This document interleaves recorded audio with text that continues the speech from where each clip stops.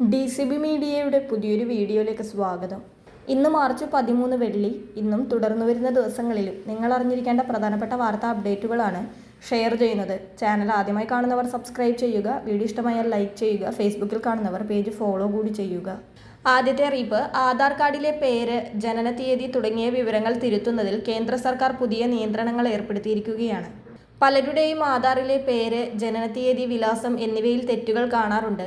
ഇത് തിരുത്താനായി ആളുകൾ ആധാർ വിവരങ്ങൾ തുടർച്ചയായി അപ്ഡേറ്റ് ചെയ്തിരുന്നു. എന്നാൽ ഇപ്പോൾ കേന്ദ്ര സർക്കാർ ഇതിന് ചില പുതിയ നിയന്ത്രണങ്ങൾ കൊണ്ടുവന്നിരിക്കുകയാണ്.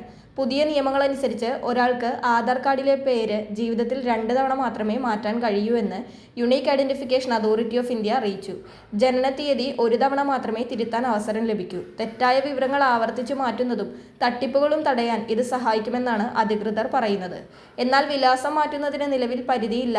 ആവശ്യമുള്ളപ്പോഴെല്ലാം വിലാസം പുതുക്കാവുന്നതാണ്. അടുത്ത അറിയിപ്പ്, ഹോർമുസ് കടലിടുക്കിലെ സംഘർഷം കാരണം LPG ഇറക്കുമതി പ്രതിസന്ധിയിലായ പശ്ചാത്തലത്തിൽ നിയന്ത്രണങ്ങളോടെ വാണിജ്യ സിലിണ്ടറുകൾ വിതരണം ചെയ്യാൻ സർക്കാർ തീരുമാനിച്ചിട്ടുണ്ട്. പെട്രോളിയം മന്ത്രാലയം ജോയിന്റ് സെക്രട്ടറി സുജാത ശർമ്മയാണ് ഇക്കാര്യം വ്യക്തമാക്കിയത്. വാണിജ്യ സിലിണ്ടറുകൾ ആവശ്യമായ സ്ഥാപനങ്ങളുടെ പട്ടിക എണ്ണ കമ്പനികൾ വഴി സംസ്ഥാന സർക്കാരുകൾ തയ്യാറാക്കേണ്ടതുണ്ട്. ആശുപത്രികൾക്കും വിദ്യാഭ്യാസ സ്ഥാപനങ്ങൾക്കും നേരത്തെ തന്നെ മുൻഗണന നൽകിയിട്ടുണ്ട്. മറ്റ് ബിസിനസ് സ്ഥാപനങ്ങളുടെ കാര്യത്തിൽ സംസ്ഥാനങ്ങൾ നൽകുന്ന മുൻഗണനാ പട്ടിക അനുസരിച്ചായിരിക്കും വിതരണം നടക്കുക. കരിഞ്ചന്തയും പൂഴ്ത്തിവയ്പും ഒഴിവാക്കാനാണ് ഈ അധികാരം സംസ്ഥാനങ്ങൾക്ക് കൈമാറുന്നത്. LPG പ്രതിസന്ധി ഹോട്ടൽ മേഖലയെ കാര്യമായി ബാധിച്ചു വരുന്നതിനിടെ ഗ്രാമപ്രദേശങ്ങളിൽ LPG ഗ്യാസ് ബുക്കിങ്ങിനുള്ള കാലയളവ് കേന്ദ്രം വർദ്ധിപ്പിച്ചിട്ടുണ്ട്. ഗ്രാമപ്രദേശങ്ങളിൽ 45 ദിവസമായാണ് ഗ്യാസ് ബുക്കിംഗ് കാലാവധി കൂട്ടിയിരിക്കുന്നത്. അതായത് ഒരു ഗ്യാസ് ബുക്ക് ചെയ്ത് കഴിഞ്ഞ് 45 ദിവസങ്ങളാണ് അടുത്ത ബുക്കിങ്ങിനായി കാത്തിരിക്കേണ്ടി വരിക. നഗരപ്രദേശങ്ങളിൽ ബുക്കിങ്ങുകൾക്കിടയിലുള്ള ഇടവേള 25 ദിവസമാണ്. അടുത്ത അറിയിപ്പ്, സംസ്ഥാനത്ത് സ്വർണ്ണവിലയിൽ ഇടിവ് രേഖപ്പെടുത്തിയിരിക്കുകയാണ്. പവന് 720 രൂപയാണ് കുറഞ്ഞത്. 1 പവൻ സ്വർണത്തിന്റെ ഇന്നത്തെ വില 1,18,240 രൂപയാണ്.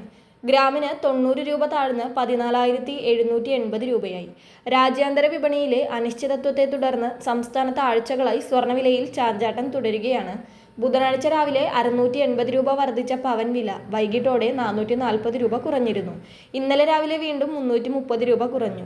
ഈ മാസം 1-ന് രേഖപ്പെടുത്തിയ 1,26,920 രൂപയാണ് സമീപ ദിവസങ്ങളിലെ ഉയർന്ന നിരക്ക്. കുതിച്ചുയർന്ന സ്വർണ്ണവില പശ്ചിമേഷ്യൻ സംഘർഷത്തെ തുടർന്നാണ് കുറയാൻ തുടങ്ങിയത്. അടുത്ത അറിയിപ്പ്, PM കിസാൻ സമ്മാൻ നിധി ഗുണഭോക്താക്കൾ കാത്തിരുന്ന സന്തോഷ വാർത്ത എത്തിയിരിക്കുകയാണ്.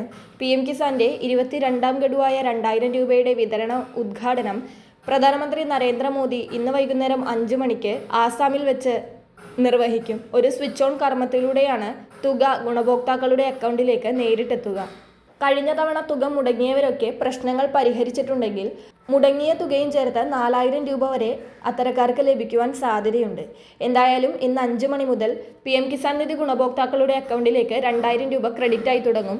കേരളത്തിൽ 25 ലക്ഷത്തോളം കർഷകർക്കാണ് ഈ ആനുകൂല്യം ലഭിക്കുന്നത്.